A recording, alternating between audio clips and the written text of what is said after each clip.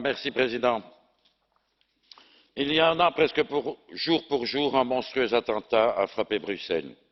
32 morts, 324 blessés, 224 personnes hospitalisées. Ce terrible bilan vient s'ajouter à d'autres attentats Madrid, Londres, Paris, Nice, Berlin et j'en oublie. Au total, plusieurs centaines de morts et près d'une dizaine de milliers de blessés. Toute l'Europe s'en est trouvée bouleversée, stupéfaite, meurtrie, mais elle s'est aussitôt ressaisie pour faire face à la menace. Dans la foulée, l'Union européenne a pris un ensemble de mesures pour prévenir et combattre la menace terroriste. Monsieur le ministre et Monsieur le commissaire en ont fait la liste exhaustive, je n'y reviendrai pas. Je veux saluer ces initiatives que nous avons soutenues et celles qui doivent encore être prises et que nous soutiendrons. Mais ce n'est pas l'essentiel de mon propos aujourd'hui.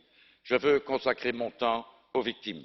J'ai lu dans la presse que la dernière victime encore hospitalisée après les attentats qui ont frappé Bruxelles a pu regagner son domicile le 15 février 2017. Et la presse ne dit pas dans quel état elle se trouve. Cette information de presse me fait poser la question de savoir si nous avons pris l'exacte mesure de la souffrance et des besoins des victimes et si notre compassion dépasse les paroles de circonstance. Je sais bien que les États membres touchés, dont le mien, ont pris des mesures plus ou moins rapidement, plus ou moins complètes en faveur des victimes.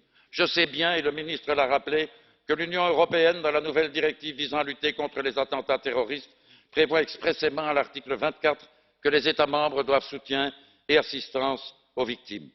Mais qu'en est-il de la solidarité européenne?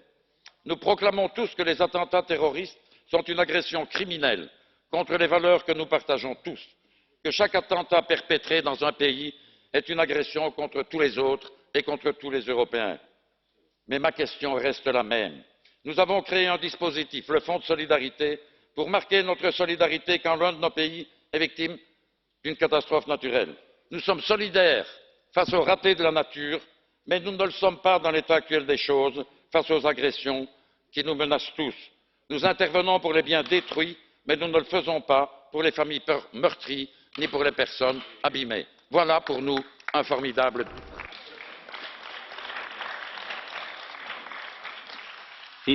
Herr Kollege Deprez. Es folgt nun für 1,5 Minuten Frau Kollegin Ernst. Es ist gut, dass wir diese Debatte heute haben, und wir sind das auch den Opfern schuldig, auch deren Angehörigen, die